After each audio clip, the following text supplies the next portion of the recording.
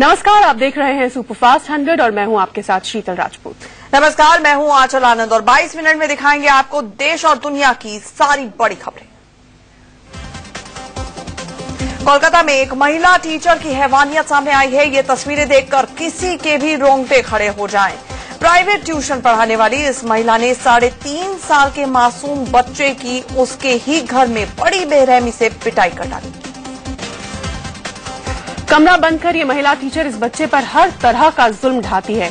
हैवान टीचर 3.5 साल के बच्चे को घसीट कर लाती है और उठाकर बिस्तर पर पटक देती है, और ऐसा वो एक बार नहीं कई बार करती है। महिला टीचर की बेरहमी यहीं पर नहीं रुकती, वो मासूम बच्चे को लात से मारती है। इतनी जोर की मार से 3.5 साल का ये बच्चा उछलकर कूद कर गिर जाता है, लेकिन इस बेरहम महिला पर कोई असर नहीं पड़ता और वो लात चलाती रहती है। ये महिला टीचर बच्चे पर बेरहमी की इंतहा कर देती है। बच्चे पर ये टीचर थप्पड़ बरसाना शुरू करती है तो रुकती नहीं है। बच्चा चीखता है, चिल्लाता है, लेकिन इस हैवान टीचर का दिल पसीजता नहीं और वो पीटती रहती है। बंद कमरे से बच्चे की चीख पुकार सुनकर उसकी मां का माथा ठनका। सीसीटीवी कैमरे में टीचर की करतूत भी कैद हो चुकी थी। बच्चे की मां ने दरवाजा खुलवाया तो हैवान टीचर ने उन्हें भी धक्का दे दिया और भाग खड़ी। टीचर की करतूत के खिलाफ बच्चे के घर वालों ने कोलकाता के लेक टाउन थाने में एफआईआर दर्ज करवा दी है। थाने में सबूत के तौर पर सीसीटीवी फुटेज भी पेश की गई है। हालांकि अभी तक आरोपी टीचर गिरफ्त में नहीं आई। पीड़ित बच्चे के घर वालों का कहना है कि आरोपी टीचर और उसके पति की तरफ से धमकी भी दी जा रही है। पीड़ित परिवार को थाना नहीं जाने की चेतावनी दी गई। पीड़ित बच्चे के माता पिता चाहते हैं कि आरोपी को कड़ी से कड़ी सजा मिले। कोलकाता में बच्चे की बेरहमी से पिटाई ने आंध्र प्रदेश के काकीनाडा की घटना की याद दिला दी। सोमवार को काकीनाडा में एक टीचर ने 3 नेत्रहीन बच्चों की बेरहमी से पिटाई की थी। रोजेदार कैंटीन सुपरवाइजर के मुंह में रोटी ठूसने वाले शिवसेना सांसद राजन विचारे ने अपनी करतूत के लिए माफी मांग ली है। उन्होंने कहा कि उन्हें पता नहीं था कि कैंटीन सुपरवाइजर मुस्लिम था। अभी मेरे को मालूम पड़ा कि वो मुस्लिम ही लोग हैं। मेरे को मालूम भी नहीं था, उसके उधर नेम प्लेट नहीं था। उसकी भावना दुखी हो गई, तो उसके लिए खेद व्यक्त करता हूँ। दिल्ली में महाराष्ट्र सदन में शिवसेना सांसद राजन विचारे ने कैंटीन सुपरवाइजर अरशद जुबैर के मुंह में रोटी ठूस दी थी। विचारे अब सफाई दे रहे हैं कि उन्होंने रोजा खुलवाने की कोशिश नहीं की थी। वो रोटी हाथ से भी नहीं टूटती थी, तो वो रोटी बोला कि तुम खा के दिखाओ, और उसको क्या जबरदस्ती ऐसा कुछ नहीं, उसको खिलाने के लिए उसने बोला खा के दिखाओ। उसने खाया भी नहीं। और देखो, कोई जानबूझ के ऐसा कोई ये मुस्लिम है। भले ही शिवसेना सांसद राजन विचारे कह रहे हैं कि कैंटीन सुपरवाइजर के मुस्लिम होने के बारे में उन्हें जानकारी नहीं थी, लेकिन सच ये भी है कि सुपरवाइजर जुबैर ने कोई ये मुस्लिम है। भले ही शिवसेना सांसद राजन विचारे कह रहे हैं कि कैंटीन सुपरवाइजर के मुस्लिम होने के बारे में उन्हें जानकारी नहीं थी, लेकिन सच ये भी है कि सुपरवाइजर जुबैर ने सांसद से कई दफा कहा था कि उसका रोजा है।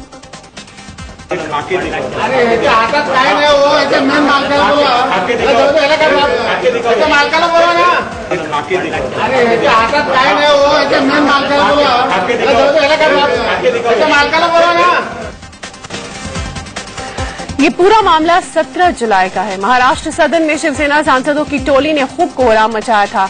रोजा रख रहे कैंटीन सुपरवाइजर अरशद जुबैर के मुंह में राजन विचारे ने जबरदस्ती रोटी ठूसने की कोशिश की, और वो भी 3 बार।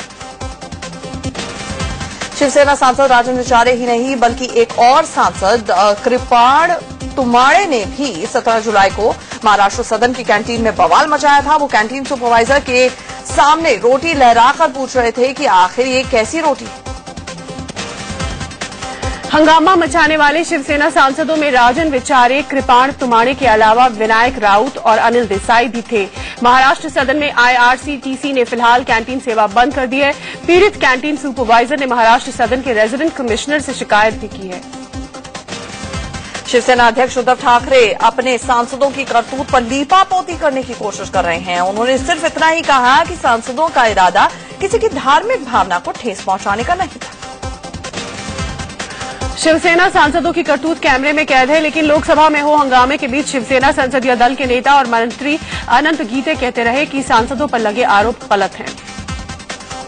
17 जुलाई को जो सदस्य महाराष्ट्र सदन में रह रहे हैं वहां पर काफी असुविधाएं हैं और इस संदर्भ में जो रेसिडेंट कमिश्नर है उनके ध्यान में इस बात लाने के लिए सारे हमारे जो सदस्य हैं वो रेसिडेंट कमिश्नर को मिलने गए थे, लेकिन दुर्भाग्य से रेसिडेंट कमिश्नर नहीं मिल पाए। जो भी यहाँ पर बातें रखी है ये सरासर असत्य है। शिवसेना सांसदों की करतूत को लेकर लोकसभा में जमकर हंगामा हुआ। नौबत हाथापाई तक पहुंच गई। बीजेपी सांसद रमेश बिधूरी और सांसद असदुद्दीन ओवैसी अपनी अपनी सीट से उठकर भिड़ने के लिए बिल्कुल तैयार थे। इसी दौरान बीजेपी सांसद रमेश बिधूरी ने सांसद असदुद्दीन ओवैसी के खिलाफ आपत्तिजनक टिप्पणी भी कर दी, जिससे हंगामा और बरप गया। वो हंगामा इतना बढ़ा कि लोकसभा की कार्यवाही को थोड़ी देर के लिए रोकना पड़ा। बाद में बीजेपी सांसद रमेश बिधूरी ने अपने आपत्तिजनक बयान को लेकर लोकसभा में खेद भी जताया। संसदीय कार्यमंत्री वेंकैया नायडू के हस्तक्षेप के बाद बिधूरी ने अपने बयान पर खेद जताया। शिवसेना सांसदों की हरकत की वजह से सदन में हंगामा हुआ। हर कोई इसकी निंदा कर रहा है, लेकिन केंद्रीय गृह मंत्री राजनाथ सिंह ने अपने सहयोगी पार्टी के सांसदों की इस हरकत पर चुप्पी साधी है। उनके खिलाफ क्रिमिनल कार्रवाई की भी बात उठ रही है, कुछ लोग इस तरह की चीजें भी कह रहे हैं। धन्यवाद। बीजेपी महासचिव राजीव प्रताप रूडी ने कहा है कि शिवसेना सांसदों का मकसद किसी की धार्मिक भावना को ठेस पहुंचाने का नहीं था। जिस वीडियो की बात कर रहे हैं, जिसकी चर्चा की जा रही है, मैं आपको दावे के साथ कह सकता हूं कि जो भी सांसद अब इस खाने के प्रति प्रोटेस्ट कर रहे थे, उनका कहीं दूर दूर तक ये उद्देश्य नहीं था कि किसी के धर्म को चोट पहुंचाए, किसी के धर्म पर आक्षेप पहुंचाए। सांसद असदुद्दीन ओवैसी का कहना है कि शिवसेना सांसदों के खिलाफ कार्रवाई होनी चाहिए। उन्होंने कहा कि महाराष्ट्र सदन के रेजिडेंट कमिश्नर को इस बारे में थाने में शिकायत करानी चाहिए थी। महाराष्ट्र के रेजिडेंट कमिश्नर को चाहिए कि वो फौरन पुलिस कंप्लेन करें और पुलिस तहकीकात करे। ये क्लियर कट केस है 153 है आईपीसी का। ये बहुत गलत है, ये बहुत गलत है कि अगर खाना अच्छा नहीं है तो आप उसको रोजा थोड़ा देते उसका। अहमदाबाद में एक नाबालिग कार चालक ने सड़क पर जमकर तांडव मचाया और फुटपाथ पर सो रहे 7 लोगों को कुचल डाला। इस हादसे में 2 लोगों की मौत हो गई है, वहीं घायलों को अस्पताल में भर्ती कराया गया है, जहां पर उनका इलाज चल रहा है। बताया जा रहा है कि 14 साल का एक लड़का इंडिका कार को काफी तेजी से चला रहा था। अहमदाबाद के दानी लिमड़ा इलाके में झोपड़ियों के बाहर लोग सो रहे थे और लड़के ने सोते हुए लोगों पर कार चढ़ा दी, जिनमें से 2 की मौत हो गई। चश्मदीदों का कहना है कि नाबालिग लड़का 100 से ज्यादा की स्पीड पर कार चला रहा था। लोगों को कुचलने के बाद कार पास की झोपड़ी में जा घुसी। हादसा इतना जबरदस्त था कि कार के परखच्चे तक उड़ गए। हादसा होते ही इलाके में अफरा तफरी मच गई। जो लोग फुटपाथ पर सोए थे वो खून से लथपथ थे। फौरन घायलों को अस्पताल पहुंचाया गया। वहीं इन लोगों को रौंदने वाले 14 साल के लड़के को पुलिस ने हिरासत में ले लिया है। अहमदाबाद के दानी लिमड़ा में हुए इस हादसे के बाद मातम पसरा हुआ है। जिन 2 लोगों की मौत हुई है उनके परिजनों का रो रो कर बुरा हाल। दिल्ली की सड़कों पर एक बार फिर बाइकर्स का हुड़दंग दिखा। बीती रात भारी संख्या में बाइक सवार युवकों ने खूब हंगामा किया। बाइक सवार हुड़दंगी इतने बेखौफ थे कि पुलिस पर भी निशाना साधने से नहीं चुके। हुड़दंगियों ने गोल्डा खाने के पास पुलिस पीसीआर वैन पर भी पथराव किया। दरअसल हरकिशन जयंती के मौके पर गोल मार्केट गुरुद्वारे के आसपास लोगों की भारी भीड़ जुटी थी। इसी दौरान बाइक सवार युवकों ने हुड़दंग मचाना शुरू कर दिया। हुड़दंगियों की सूचना मिलने पर डीसीपी खुद पहुंचे और इन बाइकर्स को रोकने की कोशिश की। बिहार में नक्सलियों की एक बड़ी साजिश का शिकार होने से भुवनेश्वर राजधानी एक्सप्रेस बाल बाल बच गई। नक्सलियों ने इस्माइलपुर रफीगंज स्टेशन के बीच ट्रैक को उड़ा दिया था। गया मुगलसराय रूट पर बीती रात करीब 11:41 नक्सलियों ने रेलवे ट्रैक को विस्फोट पर उड़ा दिया। पायलट इंजन के पटरी से उतरने की खबर मिलते ही हड़कंप मच गया। तुरंत पीछे पीछे आ रही भुवनेश्वर राजधानी एक्सप्रेस को खबर कर दी गई और गुरारू स्टेशन पर ही राजधानी को रोक दिया गया। भुवनेश्वर राजधानी के ठीक पीछे हावड़ा राजधानी एक्सप्रेस थी, जिसे परैया स्टेशन पर रोका गया। नक्सलियों के रेलवे ट्रैक उड़ाने के ठीक 10 मिनट पहले ही जोधपुर हावड़ा एक्सप्रेस गुजरी थी। दरअसल नक्सलियों ने एक दिन के बिहार बंद की घोषणा कर रखी थी और राजधानी एक्सप्रेस को निशाना बनाने की योजना बनाई थी। बिहार में राजधानी एक्सप्रेस को निशाना बनाने की नाकाम कोशिश करने वाले नक्सलियों ने औरंगाबाद के सलैया में मोबाइल टावर उड़ा दिया। झारखंड के खूंटी में हुए एक इनकाउंटर के दौरान पुलिस ने नक्सलियों के सब जोनल कमांडर और इनामी नक्सली तुलसीदास उर्फ विशाल जी को मार गिराया। खूंटी में हुई इस मुठभेड़ में मारे गए नक्सली तुलसीदास के पास से AK-47 राइफल, भारी संख्या में कारतूस बरामद हुए। छत्तीसगढ़ में लगातार हुई भारी बारिश से नदी और नाले उफान पर हैं। राज्य के राजनांदगांव, गरियाबंद, रायपुर, महासमुंद, कांकेर, कोंडागांव और नारायणपुर जिलों के 1200 से ज्यादा गांवों का बाढ़ की वजह से सड़क संपर्क टूट गया है।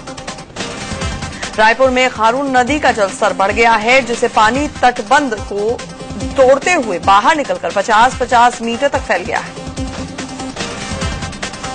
छत्तीसगढ़ के राजनांदगांव में 4 दिन से लगातार हो रही बारिश की वजह से नदियां और नाले उफान पर हैं। मोगरा और घुमरिया बैराज से पानी छोड़े जाने की वजह से हालात और बिगड़ गए हैं। राजनांदगांव में मोहरा नदी का बहाव इतना तेज है कि नदी पर बने पुल से जुड़ने वाली अप्रोच रोड की पिचिंग में दरारें आ गई। मध्य प्रदेश के बलौदा बाजार में महानदी का जलस्तर बढ़ने से गिधौरी इलाके में तबाही जैसे हालात पैदा हो गए हैं। महानदी का पानी गिधौरी इलाके को पूरी तरह से अपनी चपेट में ले चुका है। सड़कें पानी में गुम हो चुकी हैं। लोग अंदाजे से पानी में से ही होकर जा रहे हैं। बलौदा बाजार के गिधौरी में बनी पुलिस चौकी और स्कूल भी बाढ़ की चपेट में आ गए हैं। पुलिस चौकी और स्कूल पानी में पूरी तरह डूब चुके हैं। मध्य प्रदेश के बलौदा बाजार के ही फनसुइया गांव में भी नदी नालों में उफान के चलते मुश्किलें खड़ी हो गई हैं। 12 लोग बाढ़ के पानी के बीच फंस गए हैं। यहां पर बड़ी नावों का इंतजाम नहीं है। ऐसे में छोटी नावों के जरिए लोगों का रेस्क्यू किया जा रहा है। मध्य प्रदेश में रायगढ़ के कई इलाके जलमग्न हो गए हैं। रायगढ़ में लगातार होती बारिश की वजह से हालात दिनों दिन खराब होते जा रहे हैं। यूपी के अयोध्या में सरयू नदी खतरे के निशान से 15 सेंटीमीटर ऊपर बह रही है।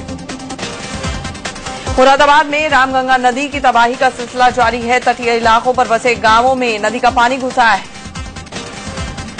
उड़ीसा में वैतरणी नदी का जलस्तर खतरे के निशान को पार कर गया है। बेंगलुरु के एक स्कूल में 6 साल की मासूम के रेप के मामले में दूसरी गिरफ्तारी हुई है।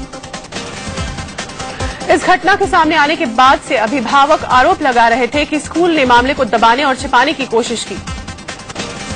स्कूल में मासूम से रेप के मामले को लेकर विरोध प्रदर्शन का सिलसिला लगातार जारी है। बेंगलुरु में NSUI ने एक जागरूकता रैली निकाली। इस रैली के जरिए महिलाओं के प्रति बढ़ते अपराध को लेकर जागरूकता का संदेश दिया गया। लखनऊ रेप और हत्या केस में पीड़ित परिवार मामले की CBI जांच कराने को लेकर धरने पर बैठ गया है। बलिया में लड़की से गैंग रेप और उसके प्रेमी की हत्या करने के मामले में पुलिस ने 2 चोरों को गिरफ्तार किया है। हाईकोर्ट की लखनऊ बेंच ने यूपी सरकार से पूछा है कि सरकार ने रेप सेल और हेल्पलाइन बनाने के मामले में क्या कदम उठाए। हाईकोर्ट की लखनऊ बेंच के चीफ जस्टिस ने रेप केस की सुनवाई के लिए यूपी सरकार के उस प्रपोजल को मंजूरी दे दी जिसमें 75 फास्ट ट्रैक कोर्ट बनाए जाने का प्रस्ताव रखा गया था। दिल्ली के सीलमपुर विधानसभा से कांग्रेस विधायक मतीन अहमद ने पार्टी अध्यक्ष सोनिया गांधी से मुलाकात की। कांग्रेस विधायक मतीन अहमद ने सोनिया गांधी से केरल की राज्यपाल और 15 साल तक दिल्ली की मुख्यमंत्री रही शीला दीक्षित को दिल्ली की राजनीति में वापस लाने की मांग की। दिल्ली में अगर शीला दीक्षित की लीडरशिप में चुनाव होगा तो कांग्रेस के रिजल्ट अच्छे रहे। लोकसभा में सांसद SS आलूवालिया ने बांग्ला में सवाल उठाया। वो पश्चिम बंगाल के दार्जिलिंग से सांसद चुने गए।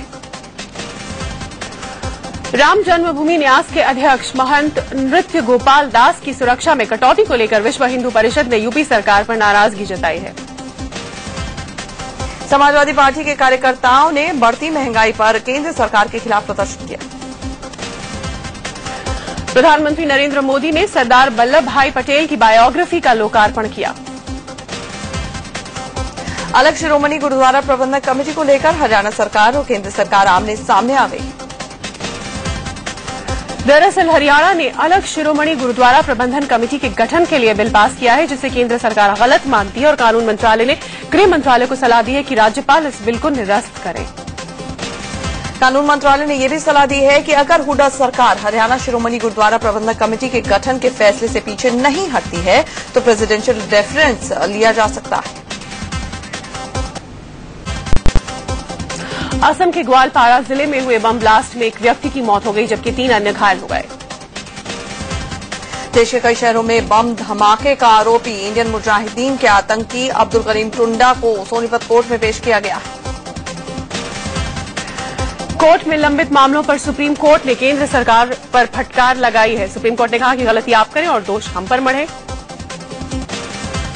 मुंबई के लोटस बिजनेस पार्क बिल्डिंग में लगी आग के मामले में बिल्डर और मालिकों के खिलाफ मुकदमा दर्ज कर लिया गया है। यूपी के बिजनौर में बेखौफ बदमाशों ने नगर विकास राज्य मंत्री चितरंजन स्वरूप की कार से 12 लाख की लूट को अंजाम दिया। झारखंड के बोकारो में क्राइम ब्रांच की टीम ने एमपी के व्यापम घोटाले के एक आरोपी को गिरफ्तार कर लिया है। यूपी के अलीगढ़ में सीबीआई ने अलीगढ़ विकास प्राधिकरण के वाइस चांसलर को गिरफ्तार कर लिया। देहरादून में ओएनजीसी के एक ऑफिसर की पत्नी से सोशल वेबसाइट फेसबुक के जरिए 1 करोड़ 30 लाख रुपए की ठगी का मामला सामने आया। दक्षिणी दिल्ली के छतरपुर मेट्रो स्टेशन पर उस वक्त हड़कंप मच गया जब एक युवक और युवती मेट्रो के आगे कूद गए। युवक का नाम अमित चौहान है और वो कुरुक्षेत्र का रहने वाला है। गाजियाबाद में एक बार फिर अपार्टमेंट से गिरने से एक बुजुर्ग महिला की मौत हो गई। दिल्ली में कार में 3 दोस्तों की हुई मौत की वजह जहरीली कार्बन मोनोऑक्साइड गैस बताई जा रही है, जो कि एसी से निकली थी। लखनऊ के नगराम इलाके में एक महिला की लाश मिलने से सनसनी मच गई। ग्रेटर नोएडा में एक शख्स ने प्रॉपर्टी के विवाद में अपने पिता की गला रेतकर हत्या कर दी। झारखंड के धनबाद में एक बंद पड़े कोयला खदान में विस्फोट के बाद आग लग गई। भारतीय बास्केटबॉल टीम के 2 खिलाड़ियों को चीन में हुए 5वें फीबा एशिया कप में अपमान का सामना करना पड़ा है। 12 जुलाई को चीन में जापान के खिलाफ हुए इस मैच से पहले दोनों खिलाड़ियों को यह बताया गया था कि फीबा के नियमों के मुताबिक वो पगड़ी पहनकर मैच नहीं खेल सकते। दोनों भारतीय खिलाड़ियों को खेलने की इजाजत तभी मिली जब उन्होंने अपनी पगड़ी उतारी। आज से स्कॉटलैंड के ग्लासगो में 20वां कॉमनवेल्थ गेम्स शुरू हो रहा है।